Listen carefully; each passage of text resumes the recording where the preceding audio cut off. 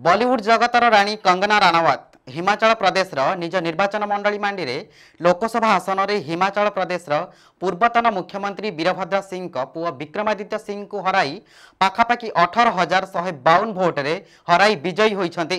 तेबे निज राजनैतिक क्यारियर आरंभ निज जीतर आमोहर दे करिछन्ति।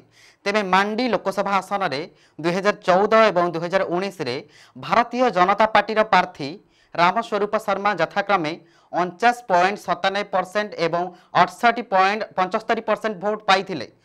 तेबे मार्च 17, 2021 रे शर्मा देहांत परे निर्वाचन आवश्यक होइथिला एवं विक्रमादित्य सिंह माता प्रतिभा नवेम्बर रे कांग्रेस टिकेट रे एही आसन जीतिथिले। ब्यूरो रिपोर्ट नीलाद्री साया मीडिया लाइव।